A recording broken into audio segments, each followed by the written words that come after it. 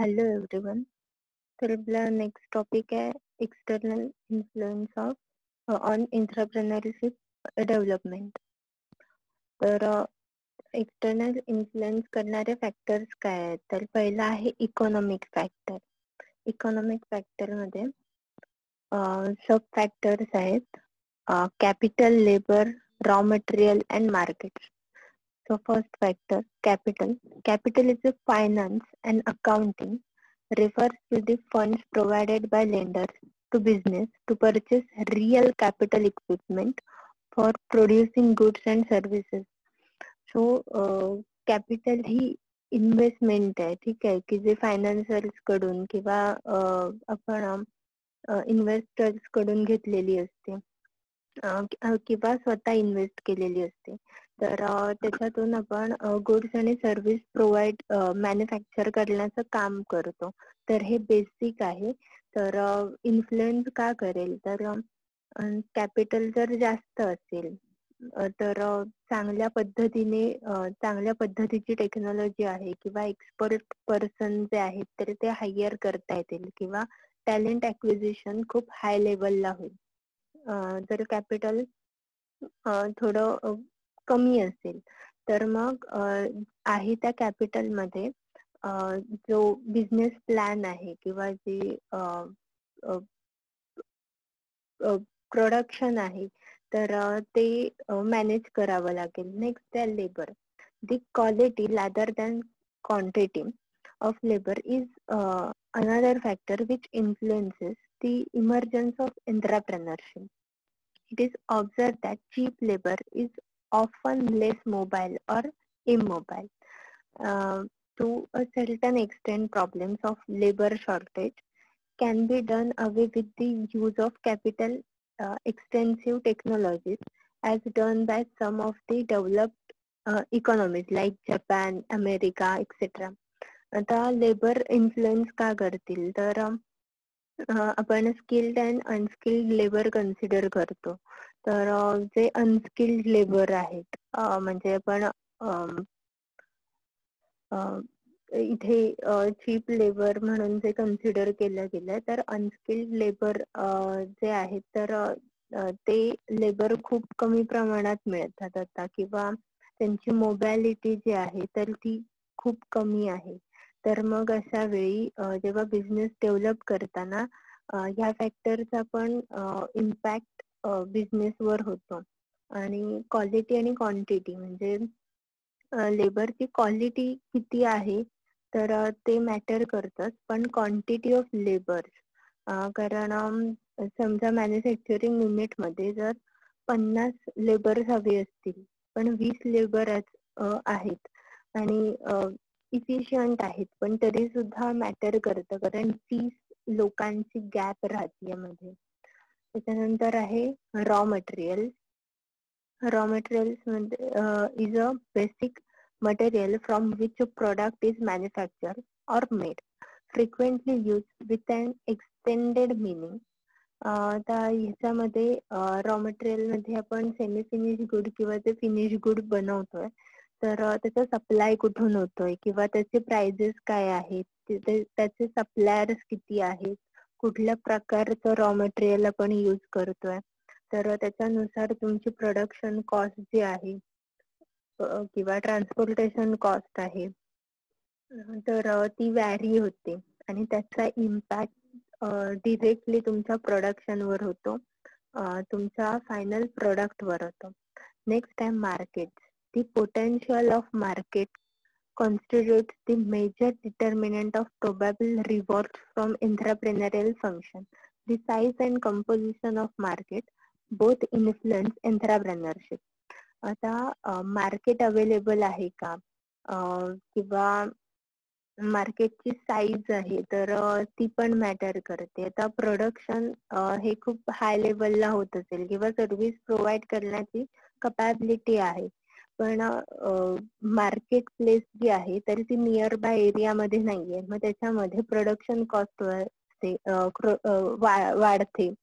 त्याच्यानंतर जे टाइम आहे किंवा मनी आहे तर ते जास्त स्पेंड होतं.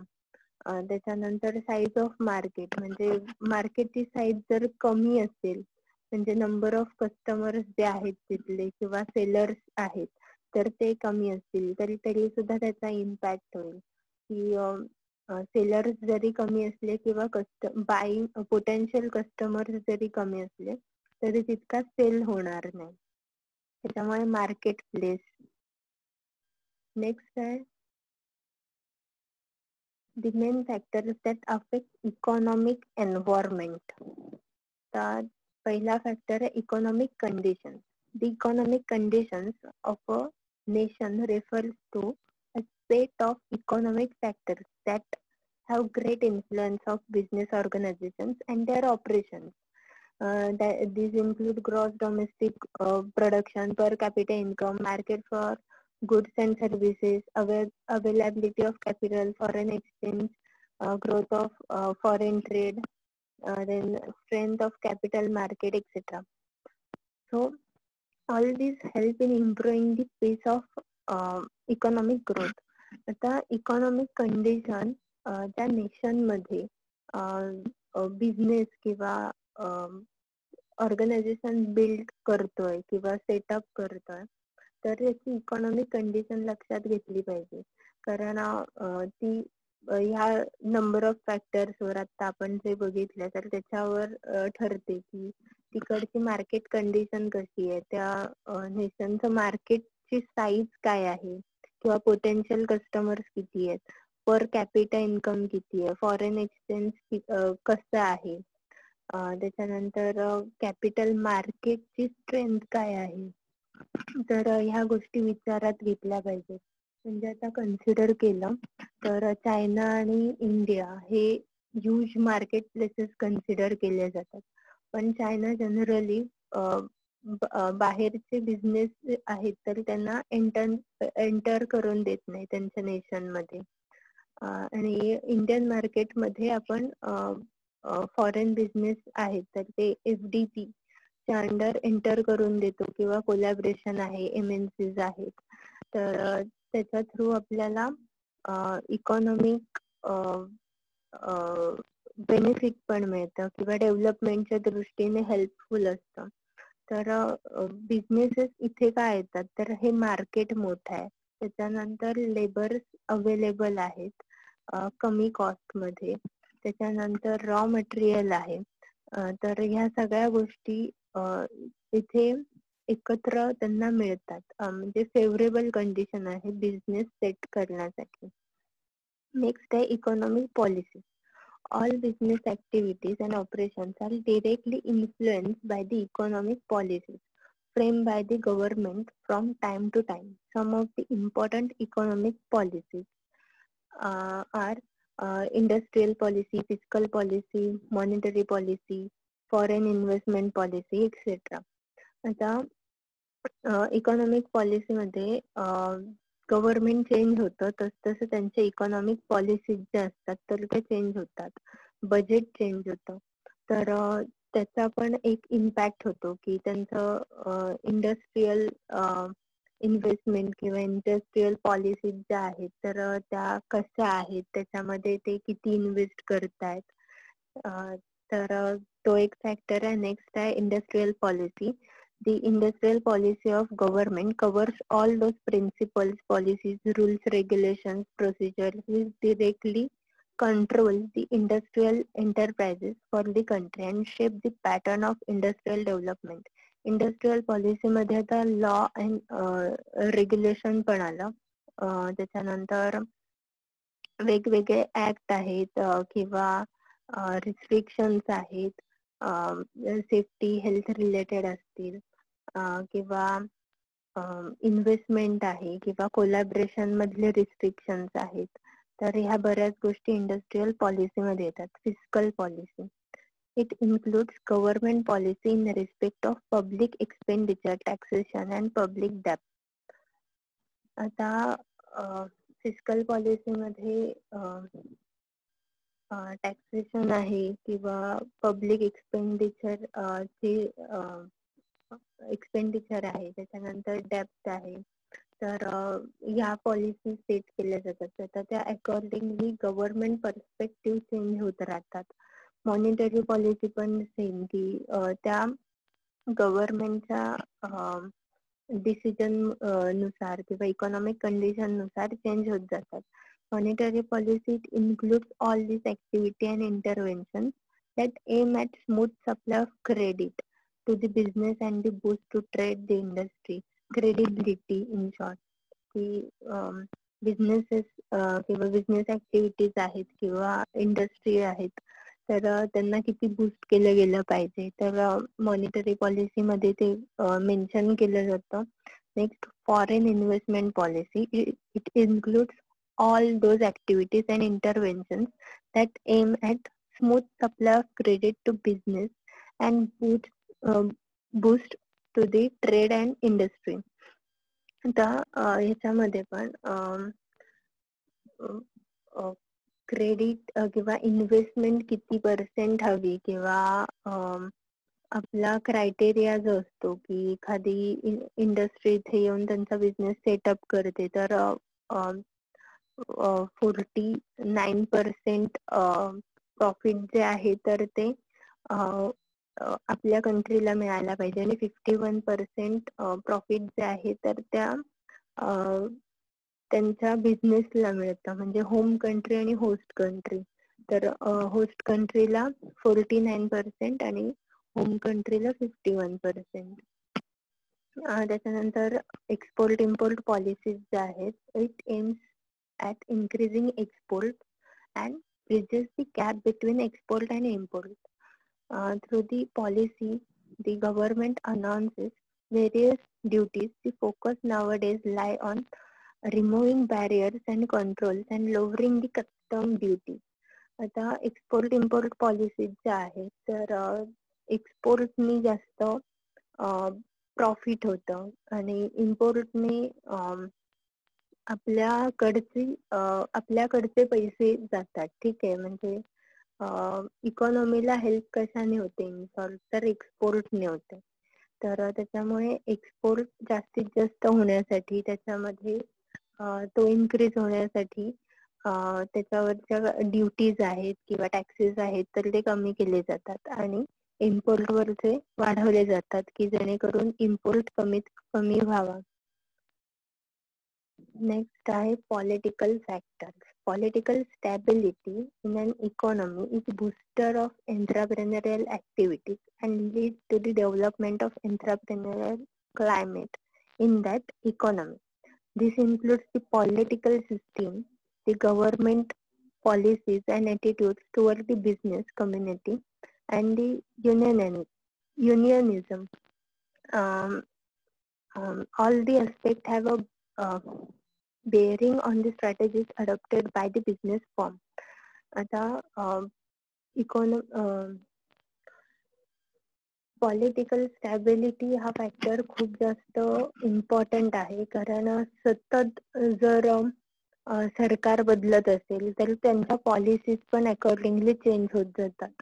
तर त्याच्यानंतर ते फिक्स राहण्यासाठी किंवा त्या इंडस्ट्रियल एरियावरचा जो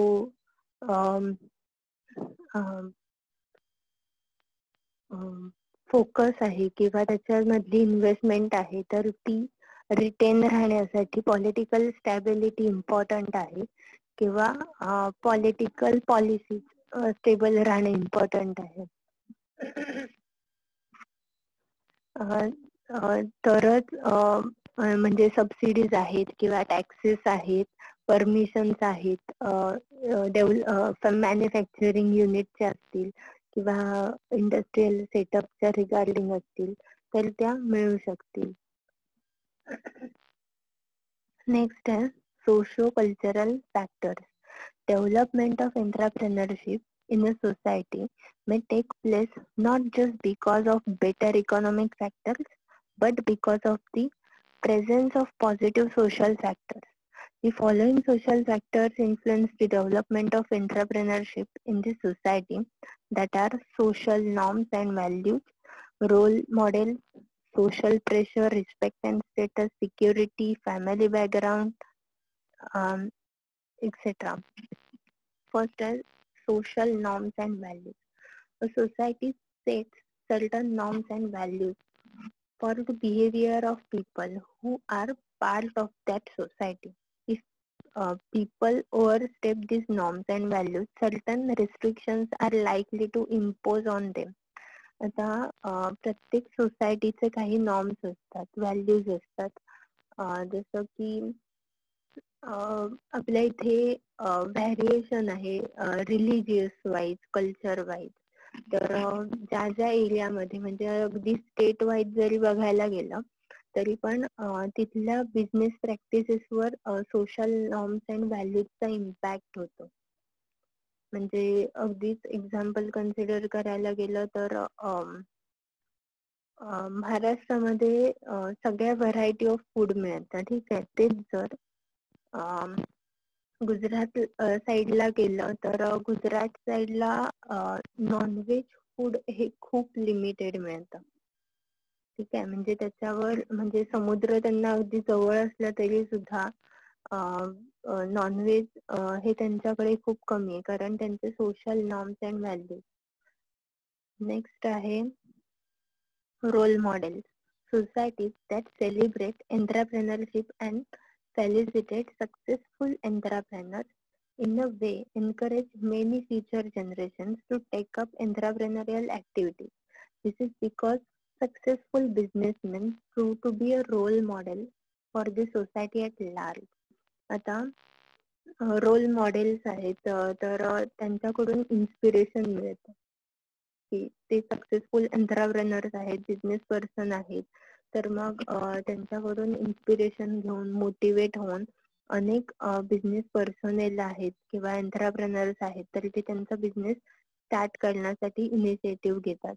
मग त्याच्यामध्ये आता महाराष्ट्रातले बिझनेस जर बघायला गेले तर टाटा आहेत, त्याच्यानंतर अंबानी आहेत,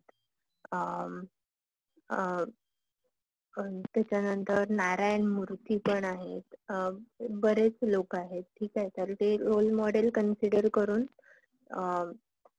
जे न्यू जनरेशन आहे किंवा युथ आहे तर ते मोटिवेट होतात की ते सुद्धा एंटरप्रेनर बनतील.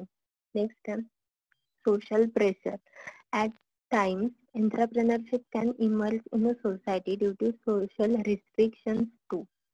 If a society is orthodox, closed, and impose a lot of restrictions, then it is likely to backfire. People who are at receiving end are likely to react strongly and go it for a change. In other words, because of negative pressure, more number of people would like to become entrepreneurs as a mean of improving their status. It has been noticed that where people were marginalized, they become entrepreneurs just to prove their abilities and establish an identity in society. Social pressure असेल म्हणजे त्या community मध्ये किंवा त्या society मध्ये जर एंटरप्रेनर्सना खूप जास्त रिस्पेक्ट असेल तर आपोआप त्या निगेटिव्ह प्रेशरमुळे बरेच पर्सन जे आहेत किंवा कॅन्डिडेट आहेत किंवा एंटरप्रेनर्स आहेत तर ते ही रिस्क बेअर करतात आणि त्यांचा ऍज अ एंटरप्रेनरशिप म्हणून स्वतःला बिल्ड करतात. नेक्स्ट आहे रिस्पेक्ट अँड स्टेटस.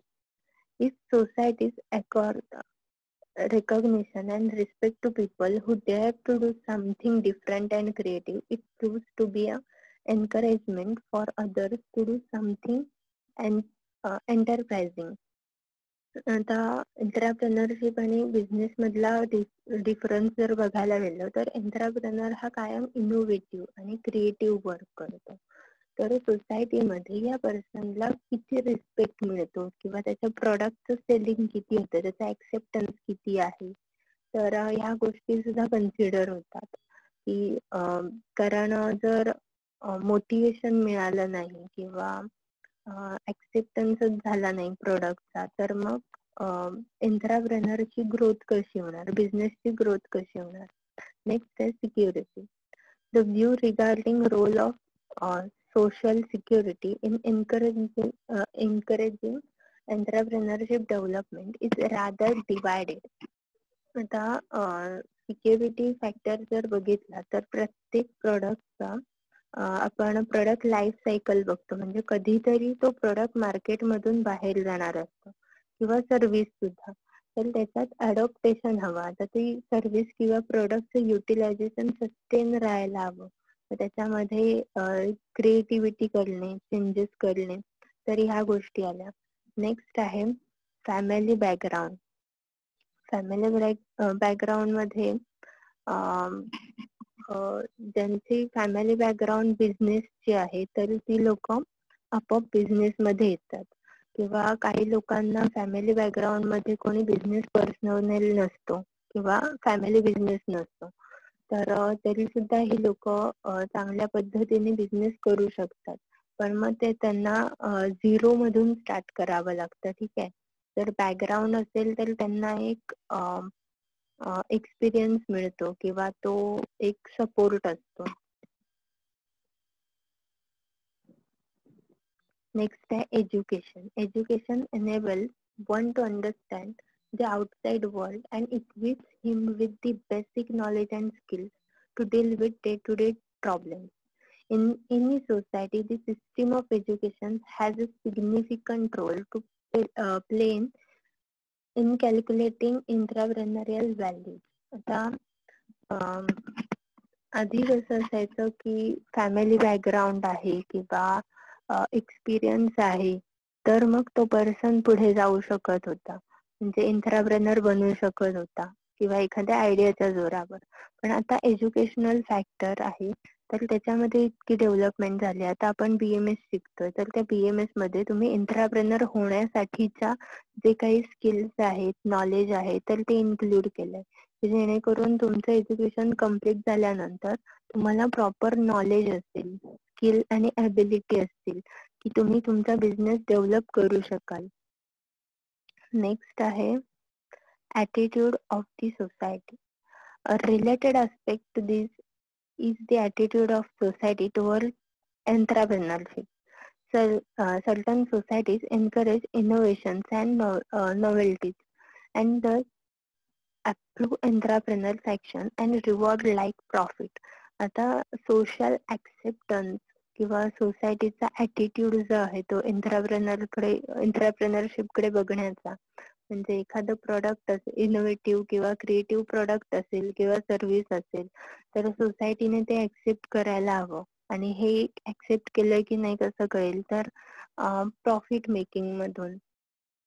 तर सोशल ऍटिट्यूड पण खूप जास्त इम्पॉर्टंट आहे, कारण सोसायटीने जर ऍक्सेप्ट केलं नाही तो बिझनेस किंवा त्या सर्व्हिसेस, तर मग तो बिझनेस फेल जाणार.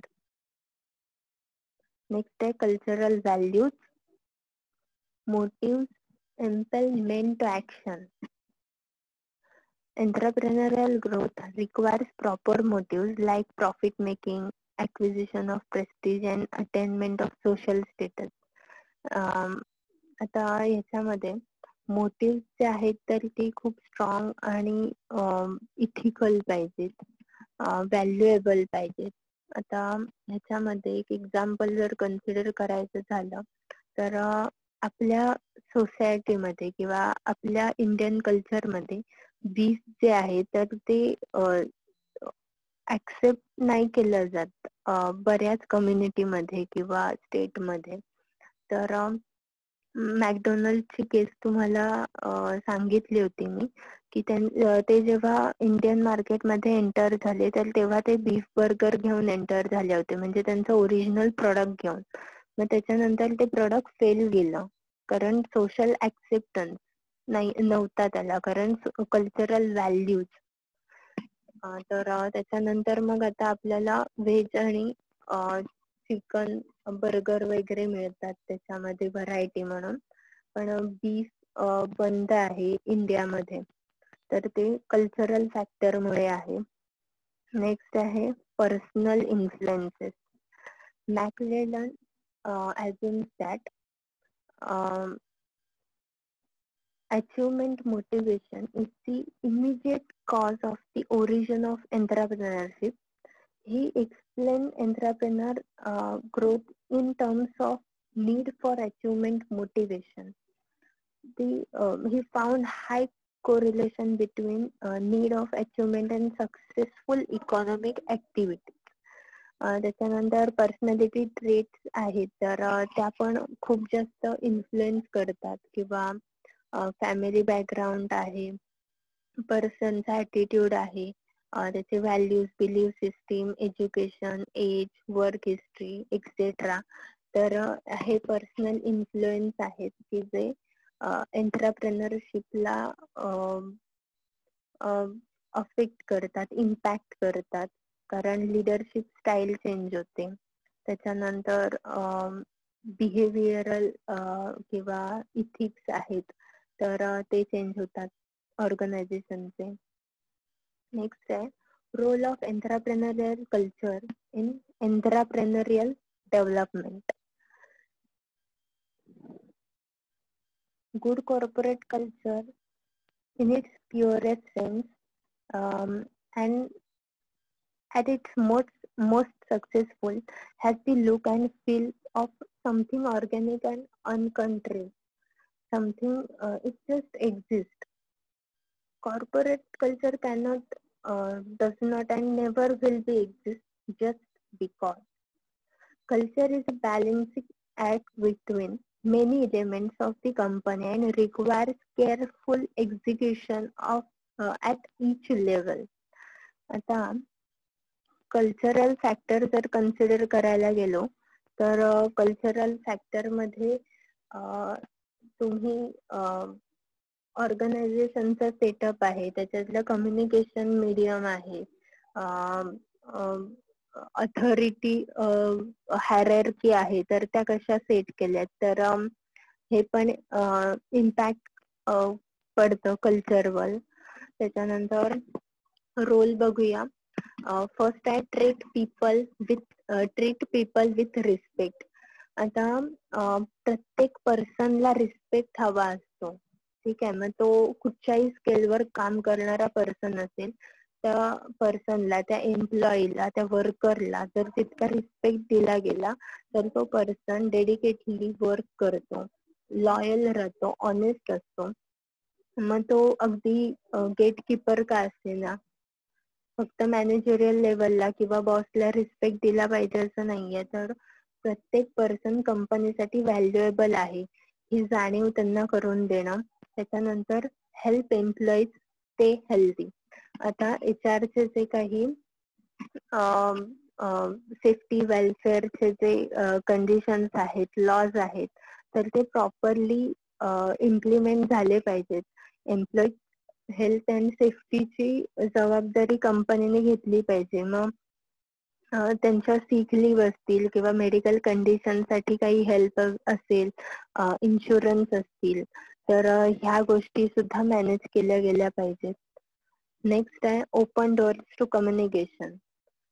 कुठल्याही पर्सनला इंटरॅक्शन करता आलं पाहिजे.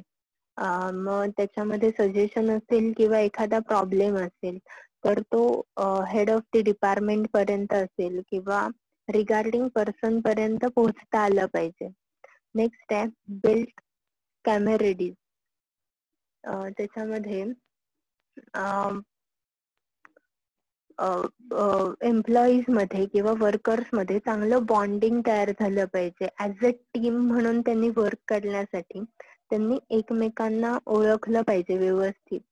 तर त्याच्यासाठी म्हणून कंपनी काही इव्हेंट्स आहेत, गेम्स आहेत, तर ते ऑर्गनाइज करतात की जेणेकरून त्यांच्यामध्ये जर टीम बिल्ड झाली तर त्यांचं जी प्रोडक्टिव्हिटी लेवल आहे किंवा रिझल्ट आहे, एक्सपेक्टेड रिझल्ट आहे कंपनीचा, तर तो जास्त वाढेल. नेक्स्ट आहे मेंटेनिंग एंटरप्रेन्योरियल कल्चर. फर्स्ट आहे let the team build itself. जो तो आपापल्या कम्फर्ट लेवलनुसार, एन्व्हायरमेंट नुसार, सेफ्टीनुसार त्या त्या ग्रुपमध्ये जॉईन होतो. ठीक आहे. आता तुमचा अख्खा क्लास जरी असला तरी सुद्धा तुमचे वेगवेगळे ग्रुप्स आहेत. तुमच्या त्या टीम्स आहेत. तुम्ही तुमच्या कम्फर्ट लेवलने सिलेक्ट केलेले आहेत. नेक्स्ट आहे पार्टिसिपेट विदाउट कंट्रोलिंग. आता कल्चरल ऍक्टिव्हिटीज असतील किंवा काही मॅनेजमेंट रिलेटेड गेम्स, इव्हेंट्स आहेत किंवा काही अथॉरिटीज दिलेल्या आहेत. तर सतत इंटरफेरन्स करायचा नाही त्याच्यामध्ये. तर कॉर्पोरेट एंटरप्रेन्युअर कल्चर जे आहे तर ते मेंटेन राहू शकतं. Don't forget the little things. आता छोट्या छोट्या गोष्टींचा खूप जास्त इम्पॅक्ट असतो. म्हणजे त्या त्या वेळेला रिकॉग्नाइज करणं, अप्रिशिएट करणं. म्हणजे अगदी एखाद्या वर्करने जर ऑनेस्टली एखादी गोष्ट केली असेल किंवा म्हणजे समजा एखादी व्हॅल्युएबल डॉक्युमेंट आहे कंपनीचं, तर ते त्याला सापडलंय किंवा कुठे गहाळ झालंय आणि ते त्याला सापडलंय, तर ही खूप मोठी गोष्ट आहे की सिक्रेसी मेंटेन केली गेली आणि त्याने ऑनेस्टली ते सबमिट केलं. तर अशा छोट्या मोठ्या गोष्टी रेकॉग्नाइज करणं, अप्रिशिएट करणं. कोणी जर जास्त सेल केला असेल तरी त्याला रिवॉर्ड देणं किंवा बाकीचे जे काही फंक्शनल ऍक्टिव्हिटीज आहेत किंवा एखादा पर्सन ट्रेनिंग कम्प्लीट करून किंवा एज्युकेशनल फॅक्टरच्या बेसिसवर म्हणजे एक्स्ट्रा नॉलेज घेऊन जर प्रमोशन घेत असेल किंवा दुसऱ्या डिपार्टमेंट मध्ये जात असेल तरी ते पण अप्रिशिएट केलं गेलं पाहिजे. तर अशा छोट्या मोठ्या गोष्टी आहेत, पण त्या कन्सिडर केल्या गेल्या तर कल्चर जे आहे तर ते हेल्दी राहील. तर टॉपिक तर इथे संपला, पण तुम्हाला आपलं फर्स्ट युनिट संपलंय. तुम्हाला एक असाइनमेंट देते. 5 क्वेश्चन आहेत. इथे मी मेन्शन केलंय की PDF फॉर्मॅट मध्ये असायला पाहिजे. ईमेल आयडी मेन्शन केलाय. त्याच्यामध्ये सब्जेक्ट मध्ये आणि ईमेल मध्ये हे मेन्शन करा तुमचा क्लास, सब्जेक्ट, त्याच्यानंतर असाइनमेंट नंबर आणि नेम ऑफ द स्टुडंट. आणि सबमिशन डेट आहे वेडनेसडे. थँक्यू.